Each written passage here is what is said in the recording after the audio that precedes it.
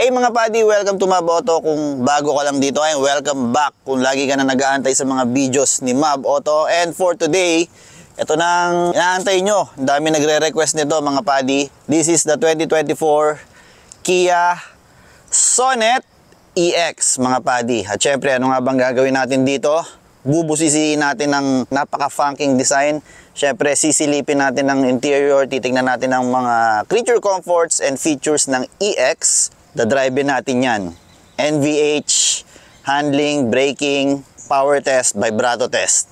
Medyo mahaba-haba to. Pagtyagaan nyo na, total, tagal nyo na rin naman nire-request to. So, let's do this mga buddy.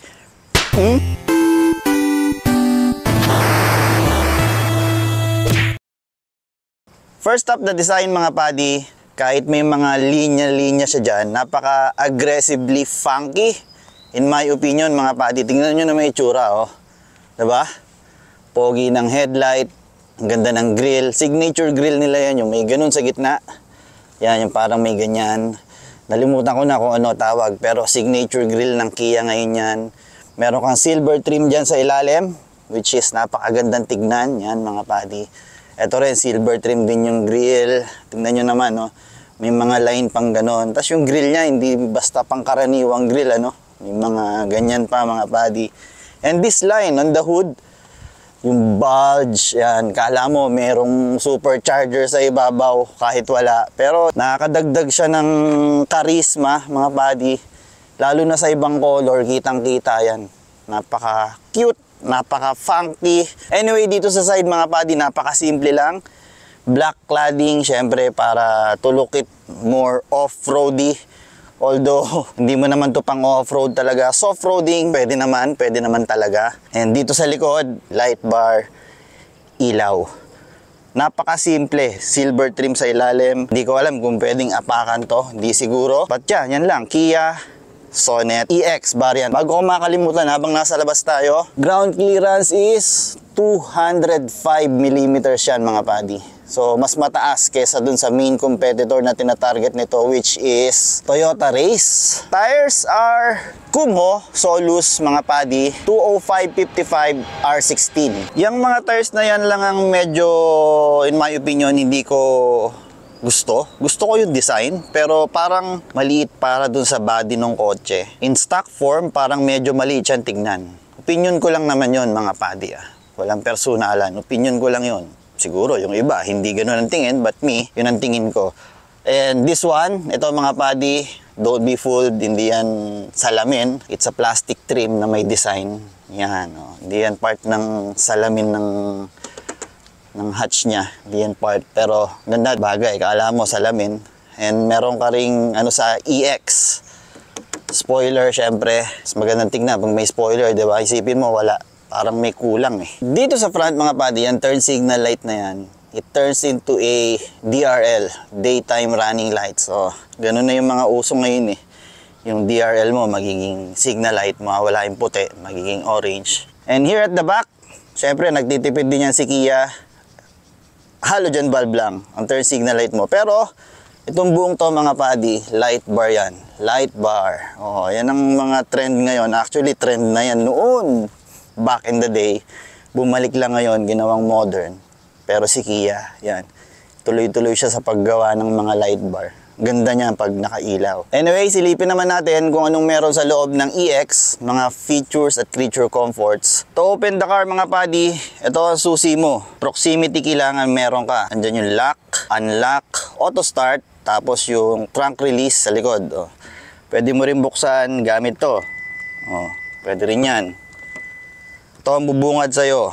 Full of hard plastic, pero ang ganda ng texture niya mga buddy. Dito ako bilib sa Kia eh. Saka Hyundai, oh. Mag-sister company naman yan eh. Tingnan nyo mga buddy yung texture ng plastic na to.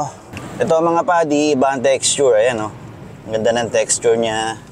May mga ganyan pang design. Pati dito, ayan oh, yung butas ng speaker, iba. At dito yung normal na leather looking, pero hindi naman, it's hard plastic. Yan, meron kang bottle holder dyan, small pocket.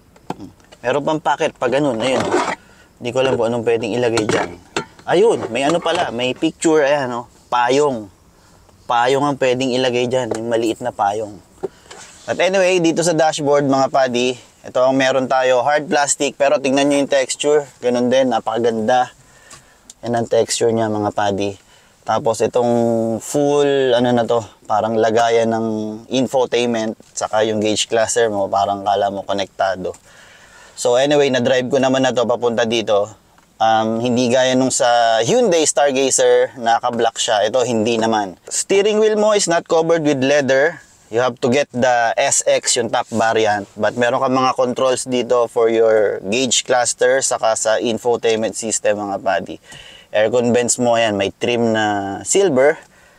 Funky rin, ayan o, pa-vertical. Bihira mo makita yung mga ganyan. Iba rin mag-isip ang Kia mga buddy. Climate control mo, it's a mix of buttons and rotational knobs. Ayan. Pero sa SX, digital lahat yan. Yung top of the line SX. So, dito sa taas, meron tayong map lights. Meron ka ring sunglass holder. Tingnan natin yung sun visor.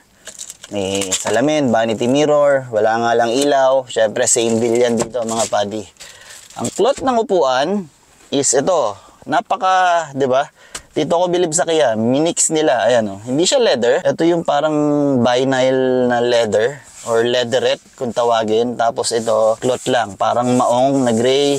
Tapos may lining ka pa diyan. So napakagandang tignan mga buddy, 'di ba? Dito sa gitna, 'di ba meron dito? May patungan dito ng cellphone. Sa SX variant mga buddy, may wireless charger diyan. Dito sa EX, wala. Patungan lang ng cellphone. May pocket ka dito. Ayan, lagayan ng kung ano man. 12-volt socket. Siyempre, hindi nakawala yan. 12-volt socket. USB-C for charging and USB-A. Transmission lever. Nandito, may manual mode tayo. Papaliwanag ko mamaya kung anong transmission ang meron to. Itong mga buttons na to, mga buddy, for your gauge cluster, yung mga basics mo, driving info, trip, timer, kung gaano ka nakatagal nagda-drive, yan, average fuel consumption, since refueling, average mo, dyan din yung odo mo, tapos digital LCD display sa speedometer mga buddy. On left and right, nandiyan dyan yung fuel gauge mo, and good thing, Kia, meron kang coolant temperature, engine temperature gauge, tapos doon sa kaliwa naman yung RPM gauge mo. So dito sa infotainment mo, radio, ayan, obvious naman kung ano yung radio mga buddy. Media, meron siyang Android Auto or Apple CarPlay, Bluetooth audio, USB music, meron ka pa ring physical button for your volume control. Pwede mong patayin dyan, tapos dito, tuning, fine tuning, pag naghahanap ka ng radio station, track, seek, normal. Balik tayo sa menu, sa home. Yeah, yan ang meron dito. Phone projection, voice memo, radio, media, quiet mode, setup. Yun lang ang meron. Dito mga buddy, pakita ko lang sa inyo, meron ditong driver settings. Meron ka user settings dito, driver assistance. Yeah, warning volume lang kasi this is the EX. Pero sa SX, marami dyan kasi may radar cruise yun, yung mga ganun, may radar yun. Cluster, yeah, mga ilaw-ilaw lang, mga gauge lights, yan lang meron dito. Kung ano man dyan, welcome sound, lights, illumination, one touch, turn signal, headlight display, door, yan, automatically lock, automatically unlock. Yan mo lahat masiset yan, convenience. Rear occupancy alert, pag may nakaupo doon, service interval, hindi na kailangan ipaliwanag yan, welcome mirror light. Di ko alam kung ano yan, siguro yung turn signal dyan sa side mirrors, magbiblink yan. Auto rear wiper, pwede mong iset yung auto rear wiper, yun lang ang meron. Ano pa bang meron? Wala na, yun lang mga buddy. And your basics nga, nandito yung mga basics mo. Dyan mo lahat makikita sa mini LCD na yan mga buddy. Glove box naman tayo. Glove box is hindi ganun kalakihan, pero malalim siya. Siyempre, the usual test. Nasaan na ba yun?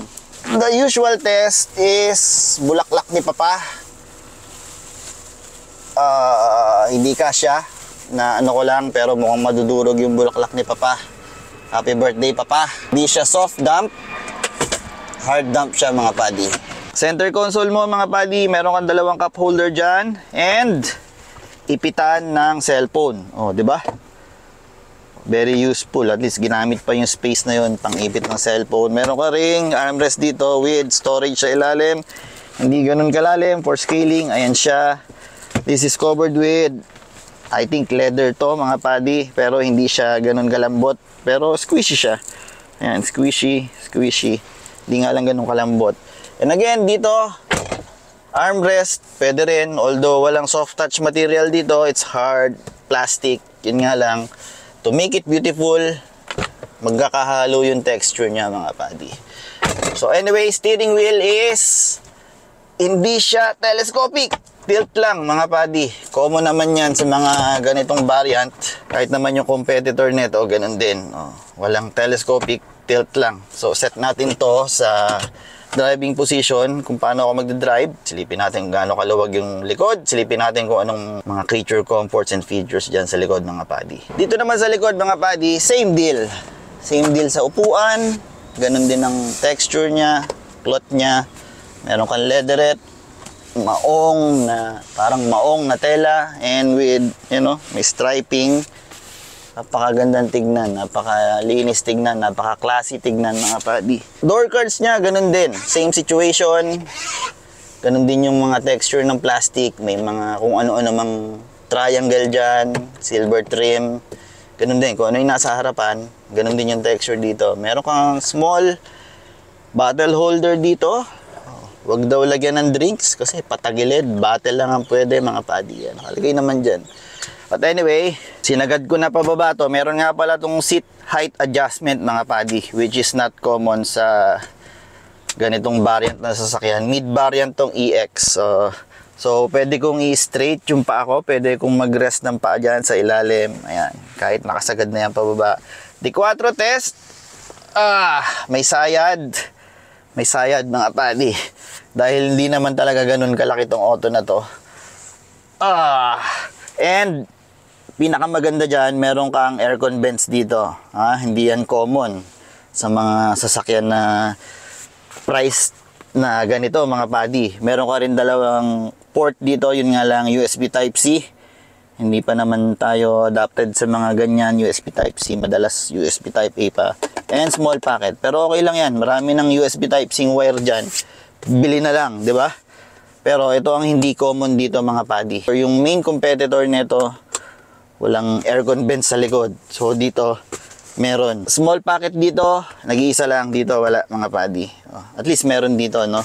Now, kung nakasagad naman ang upuan, tignan natin. Kung nakasagad ang upuan, ito na lang ang space ko mga padi. Yan. Pero pwede ko mag-stretch ng paa. Yan, pwede ko stretch. D4 test. I'm 5'5", 5'6". Pwede pero pilitan. Pilitan na mga padi. Pero pwede, di ba? Importante daw pwede. Yun nga lang pilitan. Hindi na siya ganun kaluwag talaga dahil hindi naman ganun kalaki tong sasakyan na to gaya ng mga competitor.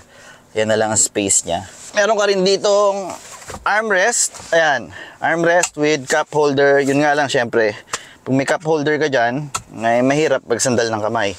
At least ganito lang ang sandal mo para hindi mo masagi yung kung ano mang inumin meron ka dyan mga buddy.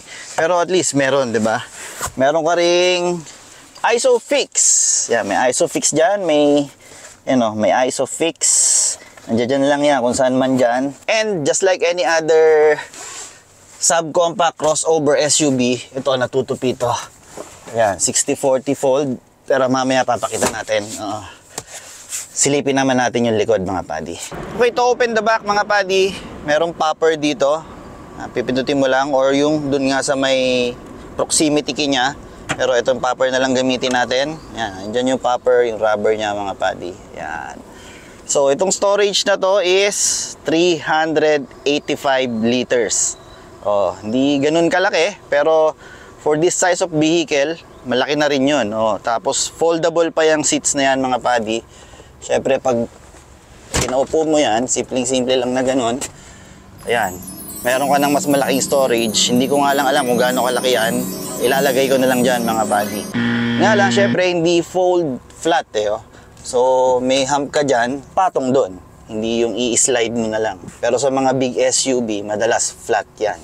But anyway, anong meron dito sa ilalim? Silipin natin kung anong meron sa ilalim. Spare tire.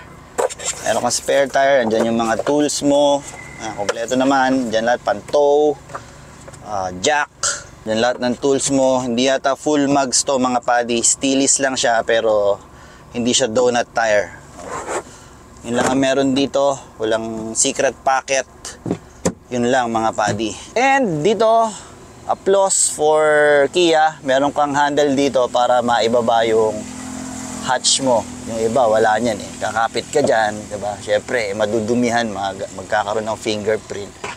Upload for Kia. Meron, no? Diba? Anyway, mga padi, silipin naman natin ang makina. Alright, mga padi, to pop the hood. Pop the hood. Ayan, may marking naman. Hilain mo lang yan. Okay na yon. Teleport. So, may Kia badge. Diyan yung kalabitan niya. Saktong bigat. May kabigatan pero hindi naman ganun kabigat mga padi. Anyway, what we have here mga padi is an inline 4 1.5 liter. Same makina ng nasa Seltos. Detune ng konti. Dahil yung Seltos is mas dihamak na mas malaki sa kotse na to. Detune ng konti. It produces 113 horsepower and 144 Newton meters of torque. 144, malaki na yon kumpara sa competitor mga padi. And it's a 4-cylinder nga, inline 4, mated to a IVT, hindi CVT. Although pareho sila ng concept, ito intelligent variable transmission mga padi. Yun nga ba meaning nun? Ito IVT. Mas matalino nga lang daw to. Intelligent variable transmission.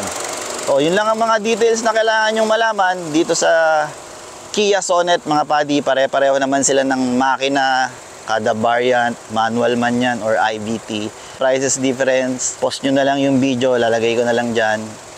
Yan ang prices nila, magkakaibang prices and variant. Let's take this for a drive, NVH, handling test, braking test, vibrato test, power test mga padi. Alright mga padi, driving the 2024 Kia Sonet EX. Dire-diretso na tayo kasi napaka-iksing panahon lang ang naibigay sa atin dito mga padi. Kaya kailangan natin makabalik agad, round trip. So mahabang video to, tiyagain nyo na lang mga padi. But sulit naman to para malaman nyo kung anong driving dynamics ng Kia Sonet. Pati creature comforts, features, andyan na. Anyway, nasa traffic ako kanina, hindi ko na binidyo kasi wala namang kwenta yung sa traffic. Ang importante, ito, driving dynamics niya. Steering wheel, first up, steering wheel mga padi. It's pointy, pero since this is mataas to 205mm ground clearance, pero pointy ang steering. Magaang, komportable ang suspension niya sa mga lubak. Medyo may konting kick. 33 ang ang suggested tire pressure niya sa PSI mga padi. 33. Ewan kung bakit 33. Medyo matigas yun. Nakalagay dito. Diyan yung makikita yan. Lagi sa pinto. Brakes are mataas ang pressure. Okay sa atin yung mga ganyan. Medyo bitey siya. Sakto lang yung bite niya. Hindi siya nakakahilo sa traffic. Maganda biting point niya. Mataas. Hindi yung gitna. Progressive. Hindi ganun Iba kasi yung progressive. Habang bumababa, lumalakas. Ito may pressure na sa taas. Steering wheel niya nga medyo malambot kasi yung suspension niya mga padi. So medyo pag ginaganyan-ganyan mo, mararamdaman mo yung kotse para nagfo-float na ganun. Ayun ang pakiramdam niya pag ginaganyan-ganyan mo mga padi. Malaki yung difference niya sa pinalitang kotse nito mga padi or crossover SUV if you will. Yung Kia Stonic. Dahil mas magaang to ng konti, tapos 1.5 liter na, kaya mas lively siya. Pag inapakan mo, mas masigla yung hila niya kumpara dun sa Stonic mga padi. And by the way, may kasama tayo from Kia Marikina. Sana wag siyang matakot sa mga testing natin mamaya. At napayagan tayong makit ng Tagaytay, which is yun ang inaantay nyo, di ba? Kailangan matesting natin yung paano siya aakyat. Anyway, NVH tayo. Noise. Noise dito is normal. Medyo rinig ko yung kapaligiran. Itong truck na to, rinig ko yung truck na yan. Pabalik lang ako sa gitna at baka yung pekto dyan, masita na naman ako. Ang gulong niya dito, konting-konting humming lang yung naririnig ko kumpara sa mga ibang natetest drive natin mga buddy. 70 kilometers per hour, konting-konting humming. Kumho Solis. So, stock pa siya from the factory, 1,167 kilometers on the clock lang. So, bagong-bago. Engine noise at 100 kilometers per hour, 2,000 RPM. Hindi ko naririnig yung makina. Kung naka-steady ka lang, pati yung mga truck sa kabila, naririnig ko rin. So, dahil siguro mas magaang to, kumpara sa Kia Stonic, siguro lesser sound deadening or ewan ko kung nagnipis sila ng kung ano man, lata or I don't know, hindi ko alam mga buddy. Pero isa lang ang sinisigurado ko, kumpara sa Stonic, mas ano siya, mas makisig. So, 144 Newton meters of torque mga buddy is sufficient na. Maganda na yung pull niya sa traffic pag nakatigil ka. Tapos kailangan mo na mag-go. Okay naman yung hila niya, hindi na magpapahuli. Syempre, pag inapakan mo, normal naman yan, medyo maririnig mo yung makina. Sisigaw yan eh. Pero hindi shouty dito, mga buddy. Hindi gaya ng Suzuki, diba? Suzuki kilala sa ganun eh. Nagang bubuga sa'yo yung tunog ng makina, madadala ka, hahataw ka lalo. Ito at 100 kilometers per hour. Yan, we're cruising at 100 kilometers per hour. Naririnig ko yung humming ng gulong na at 100 sa kalsada na to. Kasi madalas pag nasa Calax tayo, tumatahimik doon, semento doon mga buddy. Ang suspension nito mga buddy, duyan, malambot, gumaganon-ganon lang eh. Pero syempre yung mga uneven surface, yan gaya no, nararamdaman mo nagkikik yung suspension, magta-translate dito sa loob, which is usual, di ba? Seats are sakto lang yung tigas ng foam, pero not the softest na na-testing natin. Pero komportable siya mga buddy. Hindi nga lang siya ganon ka-bolstered.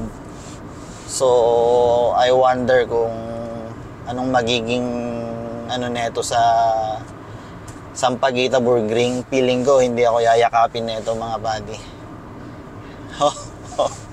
Dadalhin natin to sa Sampaguita Burgring. Pero conservative tayo mga buddy. Harshness, hindi harsh dito mga buddy kasi nga yung suspension niya may pagkaduyan, para kang inhele pag na siya, mga biglaang ganon. Pero meron siyang baka sabihin nyo malalimusin nga ang dating nito. Pag napapadaan sa mga patch, raramdaman mo yung kick ng suspension dito sa loob. Nga lang pag yung mga ganon biglaang ganon, yun, doon mo mararamdaman yung duyan mga buddy. But anyway, more NVH dyan sa Calax. Welcome to Calax mga buddy. Dito, rough ang surface. Sementado, hindi siya smooth. So makakapag-NVH pa tayo dito. Saka may mga nalilimutan akong bagay. Blind spot. Blind spot. Ito lang. Itong part na to mga buddy. May konting-konti dito. Yan, kasi nga, yung iba may mga window na dyan, di ba? Tapos dito yung side mirror, wing mirror. May konting-konti dito mga buddy. Pero, ang driver feel nito, malapit ka sa dito, maliit ang dashboard. Tapos, dahil lagi ko nga binababa yung upuan, pag nagdadrive ako, gusto ko pinakamababa para nafe-feel ko yung kotse ko anong ginagawa. Gusto ko lower center of gravity. So, hindi ko kita yung hood. Pero kung mas matangkad kayo sa akin or gusto nyong tinataas yung upuan, ganyan, kita nyo naman yung hood mga buddy. Feel ko dito medyo mas maluwag siya sa sa Stonic, saka sa tinatarget na rival nito mga buddy, dahil nakapag-drive na rin ako noon. At kung hindi nyo pa napapanood yun, yung Toyota race review ko mga buddy, click nyo lang yung pop-out banner dito o kaya yung link sa description sa baba, lalagay ko yan para ma-compare nyo rin kung bakit tinatarget ng Kia Sonet ang race. But by the way, ito nga pala yung EX which is the mid variant mga buddy. Meron siyang Android Auto, Apple CarPlay, cruise control.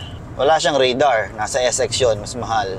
This is 998,000, which is a little more expensive. Variant ng Toyota Race na 936. But meron kang cruise control, mas marami kang amenities. But anyway, back to driving. Blind spot sa ABC. D-pillar, usual naman yan. Although may maliit na window doon, it doesn't help kasi mataas Mataas yung window niya. Pero na lang siguro kung matangkad ka, ako hindi naman ako katangkaran. Sa akin, hindi siya nakakatulong. So, madalas naman may blind spot doon sa D-pillar mga buddy. Anyway, NVH nga dito, noise. Mas tahimik ang gulong, pero dahil hindi nga smooth ang kalsada dito, medyo may ganun yung auto, pero hindi siya ganun katigas. Kasi nga malambot ang suspension nito mga buddy. Vibration lang nitong kalsadang to. Pero hindi siya ganun kakalog. Para ka lang hinihele. Sabi nga ni sir, ang sarap daw pala ng pinagdadrive. Para daw siyang hinihele. Ang lambot kasi talaga ng suspension. Balik tayo ulit dito. Baka masita tayo ng mga pekto. Daming pekto sa internet. Vibration sa steering wheel. Konting-konti lang mga buddy dahil lang sa uneven surface nitong Siyempre magta-translate naman talaga dito yun Hindi ka naman naka Bentley or Mercedes-Benz na S-Class para hindi maramdaman yung mga ganung bagay.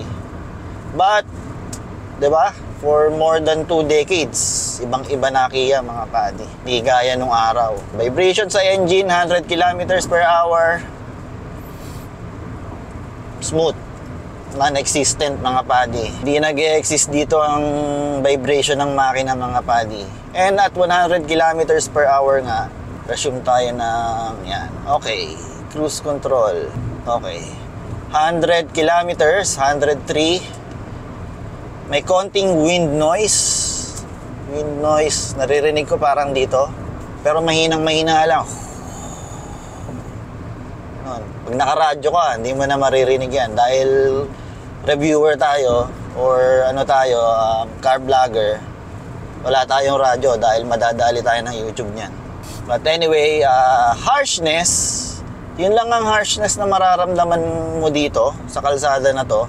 Kasi nga nagta-translate yung shocks niya, syempre, uneven surface to. Tapos, hindi ko maipaliwanag sa inyo kung bakit 33 PSI ang suggested PSI ng gulong niya. Nakalagay dito yon mga buddy. Hindi gawa-gawa yon. Sa sticker dito, yun ang suggested, 33. Hindi ko alam kung bakit. Pero usually, 30, 32, ganun lang Ito, 33. So, medyo matigas na yon. Siguro kung lalambutan mo pa to ng konti, mas comfortable pa. Pros and cons yan mas matigas, mas malambot ang gulong. Syempre, mas didikit yung gulong sa kalsada, mas siya ng fuel consumption. Mas matigas, mas matipid sa gasolina. Busina, gusto nyo marinig? Di ba? Stock yun, mga buddy. Sa EX yun, Sa LX, hindi ko alam. LX is the base variant. Yun yung may manual, saka IVT rin. Pero wala sigurong cruise control yon, siguro. And again, ito hindi siya nakaka-block ng view. Hindi gaya nung sa may Stargazer, masyado siyang pronounced, masyadong mataas. Kaya parang medyo nakakailang. Dito, hindi. Ganito rin ang style nun parang buong ganyan. Pero dito, hindi naman siya nakaka-distract mga buddy. Testing naman tayo ng handling and braking test dyan sa Sampaguita Burgring. Welcome to Sampaguita Burgring mga buddy, where I drive the car to test the handling saka braking. Pero medyo magiging conservative tayo ngayon dahil baka hindi tayo makaulit sa Kia Marikina saka kay Boss Andrew. And by the way, again, lagi ko naman sinasabi, pag nagdadrive ako dito, wag niyong gagayahin yung spirited driving ko. Pero if ganyan ang gusto nyong gawin sa buhay, you love driving spiritedly sa mga mountain pass, do it at your own risk. And wag na wag kayong kakain ng kabilang lane, lalong-lalo na kung blind spot. Okay? Pero kung kita naman, malayo pa lang, don't drive by the book. Banat lang mga buddy. Wala tong drive modes. gears, but meron siyang manual mode sa IVT niya, Intelligent Variable Transmission. Yun ang ibig sabihin noon mga padi. Dito matetest natin ng suspension niya kung gaano talaga siya kalambot or katigas. Saka braking, medyo stress test. Hopefully makaulit tayo kay Sir Andrew na branch manager ng Kia Marikina. Mild lang to, mild lang mga padi. Hayaan muna nating kumilos yung transmission mag-isa. Hindi tayo magma-manual mode muna. So yan, semi-pointy ang ano niya, ang tawag nito, ang steering wheel. Ayan o, konting liko, ayan o, kita nyo naman. Pero malambot talaga ang suspension niya mga padi. Nararamdaman ko na kagad yung ganun-ganun niya. So maganda to for long travels. Komportable yung suspension, malambot. First verdict ko dito mga padi. Kasi sa expressway pa lang ramdam ko na yung ganun niya. Duyan. O yan o, duyan. Gumaganon eh. Steering wheel is napakagaang on any instances mga padi. Hindi siya bumibigat. Usual naman ganun na mga kotse ngayon. Nagsombrero na ako para, excuse me, para hindi kayo masilaw yung mga viewer natin dyan pag nasa likod yung camera. But anyway, the steering is pointy oh. Ayan. Tapos nararamdaman ko yung lambot niya. Sana yung gulong maka-keep up, no? Kasi yung gulong neto medyo makapal. Hindi siya low profile. Dito pa naman, pag nagte-test tayo, di ba, alam nyo naman, handling talaga, handling test. Kung ano kayang gawin ng auto. We're conservative. Alright.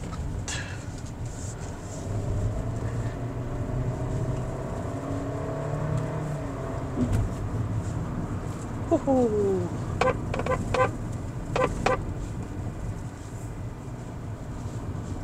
Buti ngayon medyo malinis kasi weekday mga padi. So wala tayong iintindihing mga bikers, riders.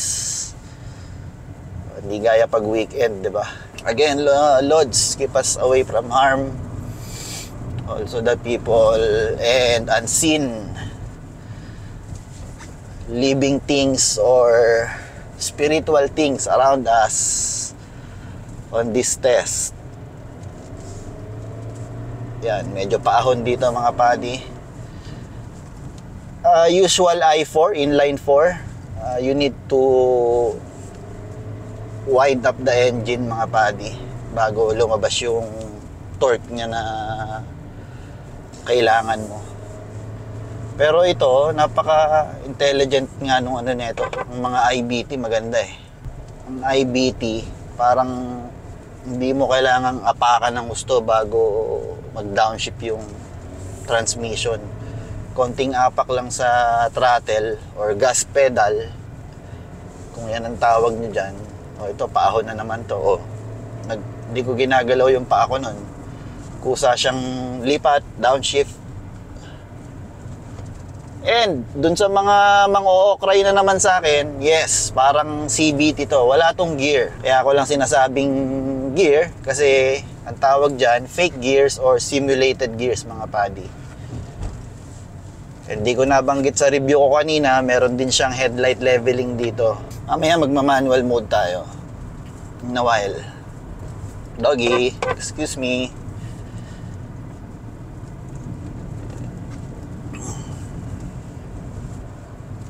Yun, open.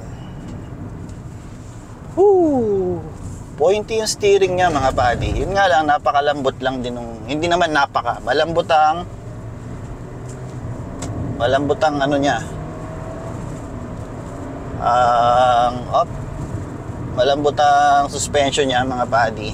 Pang comfort ride talaga siya. Hindi siya yung iniisip mong sport crossover.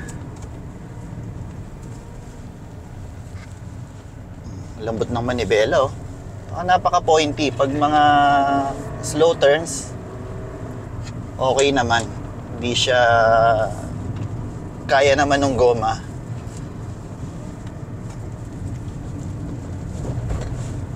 Medyo dumulas yung ano, may lupa doon.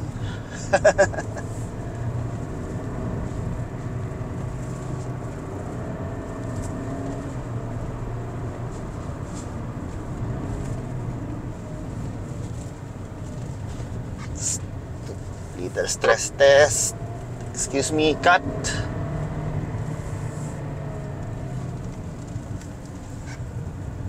Pointy niya, oh. Nga lang, may higa talaga mga padi.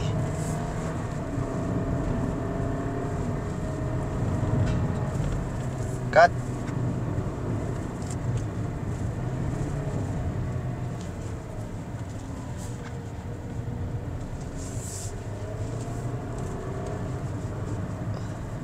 Hindi natin ginagalit masyado dahil conservative tayo ngayon para makaulit tayo kay kay Boss Andrew. Ina, nakakagulat yung kidlat. Yung kulog. Woo! Akala ko kung ano. Oh, may mga bikers pa rin pala dito kahit ganitong araw. Mga retired. Alright.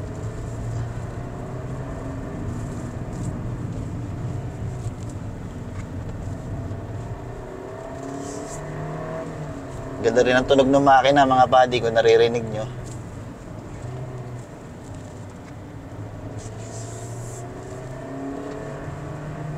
Ito na yung technical part. So dito natin ma-testing talaga kung gaano siya kahiga. Ganda ng view.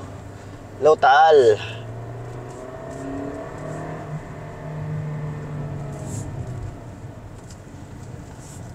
Ayun.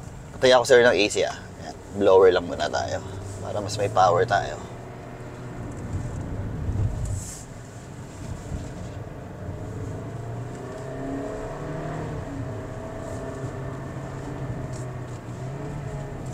Alright.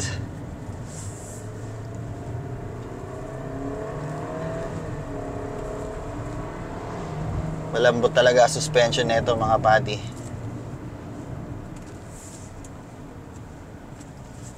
Alright. And okay din tong IBT na to kasi may siya may manual mode siya. Kumpara mo dun sa mga CVT na aapakan mo lang. Ayun na. Lungkot nung ganun. Ito para ka rin kumakambyo talaga. Downshift. Oh, rinig niyo yung engine. Tingnan natin sa mga transition kung anong gagawin niya. Alright.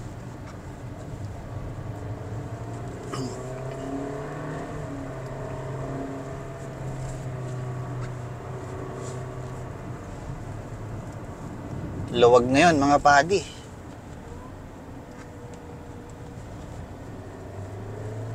Ito transition to eh.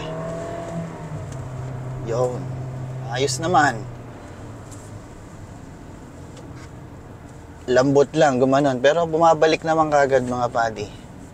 Palambot lang talaga. Ito transition na naman. Woo! Oh, gumaganon.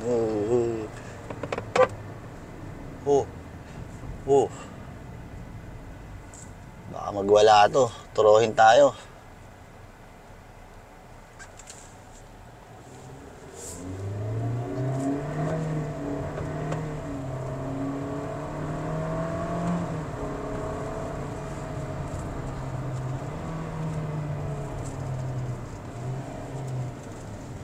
So far, preno, nasa taas pa rin ang pressure point. Malakas pa rin.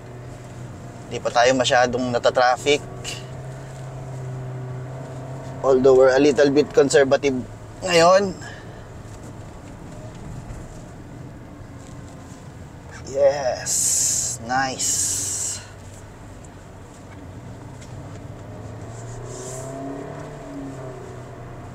Alright.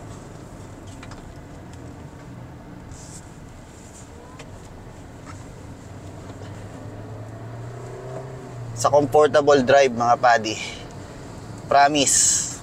Oo, malambot siya.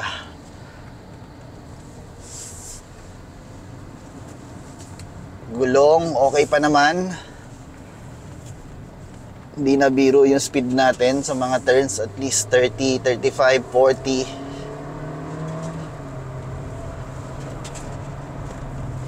Oh, sarap. Okay naman pala tong gulong niya. Di pa napapagod. Full tank tayo mga padi Saka si Sir Joseph. Yan. May weight tayo. So, at least consider nyo na weight yon mga padi.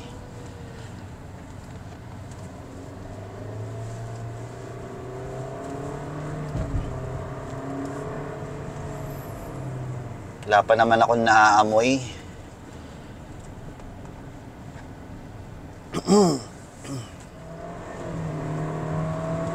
Ganda rin ng hila niya 1.5 na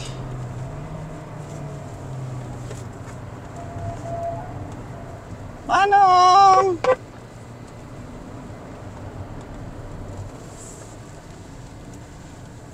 Pointy Oh, kapit ng gulong.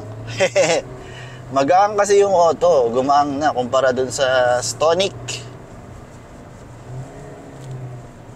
Yung mga likuan dito oh. Wow, nice view.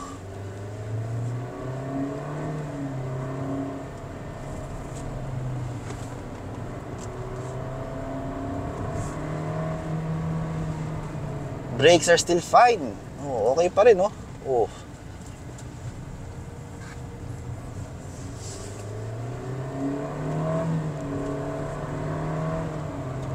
Saka ang ganda ng IBT mga padi.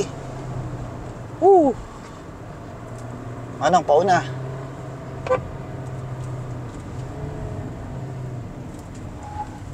Oh.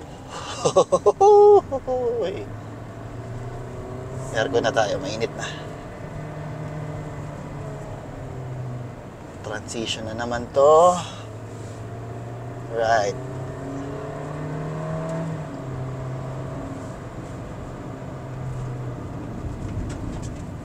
So, naramdaman ko, dumulas doon. May lupa Ito na yung last corner. Last corner. Consider it done, mga padi. Yun na yung handling and braking natin. Braking niya, wala. Hindi naman nag-fade. Andun pa rin yung pressure. Andun pa rin yung kagat. Mahiga lang talaga. Pero hindi naman scary. Nilalaro niya lang yung mga turns, mga padi. Tapos pointy pa to. Pointy yung steering Pointy na siya for what it is. Crossover SUV, syempre. And matangkad din to. Kaya medyo mahiga din. So pwede mong pang soft-roading to. Dahil mas mataas siya kumpara sa competitors. Engine temperature. Ganun pa rin. Hindi nagbago. Ayan mga padi. I hope nakikita dito sa rear camera natin. Mag-aano rin tayo, mag-fuel consumption test. Nagpa-automatic full tank ako kanina. Bago natin isole, i-full tank natin mga padi. So yan ang handling test, saka braking test. Doon naman tayo sa power test, saka vibrato test mga padi. Aakyat tayo dyan sa may Sungay mga padi. Welcome to Sungay. So, kung bago ka lang dito sa Mob Auto Channel, this is where I test the power and vibrato test mga padi. Dito, normal driving lang tayo. Parang umaakit ka lang ng Baguio. Syempre, kailangan mong apakan minsan kasi nga, paahon, matarik. Ganun lang ang ginagawa ko dito mga padi. To test lang paano siya aahon. So anyway, ito na nga tayo. Nasa D mode lang tayo dahil wala naman tong driving mode, pero may manual siya sa IVT niya or CVT rin. Mas maganda nga lang yung IVT kasi napaka-responsive niya. Ito, paahon na mga padi. Tarik dito. Tingnan natin kung anong gagawin ng transmission. Downshift. Tingnan natin dito. And again, meron tayong almost full tank. This is 45 liters. Saka meron tayong passenger from Kia na si Sir Joseph. Ito na, ang vibrato test mga padi. Dito natin malalaman kung gaano katigas yung auto.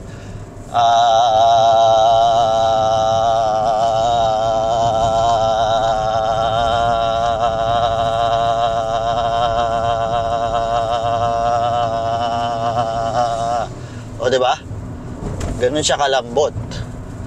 Yung mga last na nadadrive natin, talagang ganun. Pero dito, malambot talaga siya mga padi. Maganda to pang long drive, mga ganun. Kasi duyan-duyan lang. And high ground clearance ka, syempre hindi ka nakasedan or ano. And responsive yung ano niya, transmission. IVT nga eh. Ito maganda sa IVT mga pati eh. Oh, kita nyo naman. Oh, diba? Nadaanan lang natin yung truck.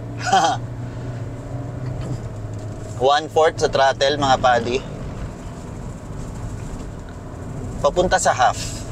Hindi ko pinapalitan. Kasi tinitingnan nga natin kung anong magiging ano nung transmission niya. Kung ano siya mag-isa, kung mag-isa siyang mag-iisip. Kasi ganun ng mga automatic. Pag nahirapan, alam niyang incline, downshift. Yung iba kasi hindi ganun eh. Or downshift, tas upshift ka agad. Hindi pa natatapos yung ahonan. So far, ito simple lang sa kanya eh. Ito, ahon na naman. Cut ko na. Konting baon. Oh, downshift. Upshift. Kasi 8 speed to mga padi. Dikit-dikit eh. So, okay lang mag-upshift siya agad eh. Hindi 8 speed na may gear talaga. 8 speed IVT mga padi ang sinasabi ko. Pero dito mararamdaman mo talaga yung ano, kasi nga hindi ganun ka-smooth dito eh. Ayan oh, yung meron din talaga siyang vibration mga padi. Nararamdaman mo nag-shake yung auto dahil dun sa road surface niya. Pero kung mabilisang straight na may uneven surface or may konting ahon pababa, duyan lang ang ano niya. Dito na tayo sa view deck mga padi. Ganun lang kasaglit. But anyway, magma-manual mode tayo dyan sa may mga Siko. Siko na naman mga padi. Oh, di ba? Oh, downshift siya. Hindi ko binabaunan yun mga padi ah. Pag naramdaman niyang ano, downshift kagad siya. Ganun siya ka-intelihente. Saka nung na-drive ko yung Stonic dito, ramdam ko yung pagkakaiba. Kasi mas nagka-torque, saka mas gumaang nga. Oh. Hindi na ako magma-manual mode kasi nag-manual mode na ako kanina eh. Saka maganda naman ang IBT. Mabilis siya mag-downshift pag kailangan. Oh, ito, Siko na naman. Downshift. Husay. Hindi sugar coating mga padi ah. Hindi dahil pinahiram tayo. Talagang ano, yung paa ko halos steady lang sa ano, matalino. Kaya intelligent variable transmission eh. Kanina pa yung kidlat niya mga padi, ang dami. Kidlat.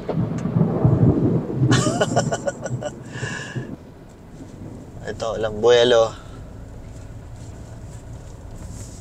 Yan mga padi. Oh. Steady foot. Steady foot. Wow! Binaunan. Konting baon.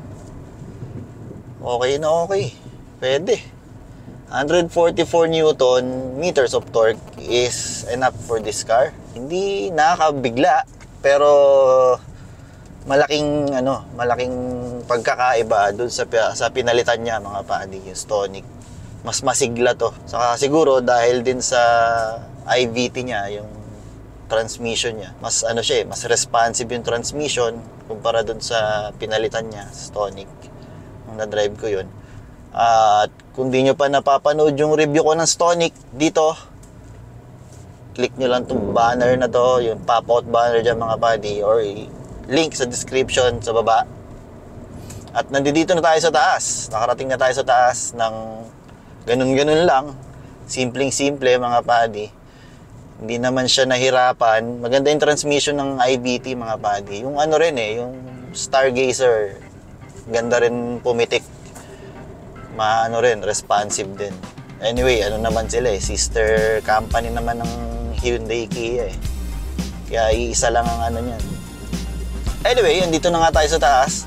I hope this video makes you decide kung talagang kukuha kayo ng Kia Sonet, hindi Stonic. Dahil ito na yung kapalit ng Stonic, Sonet mga padi. And I hope nakatulong nga sa inyo tong video na to na makapag-decide.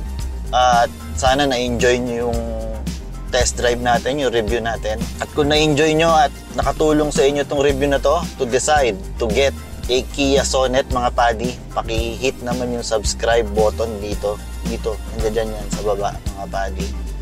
Para maabot ko yung aking 100k subscribers, hopefully, bago matapos ang year 2024. Kung nakatulong talaga to or na-enjoy nyo yung video, paki-hit naman yung like button para gumana yung tinatawag na YouTube algorithm mga padi. Ang ginagawa ng YouTube algorithm is pag may nag-search ng car review videos ng Kia Sonet 2024, any variant, basta nasa tags ko yan. Hopefully, baka sakali pa lang yun, i-distribute ni YouTube dun sa viewer na yon or viewers.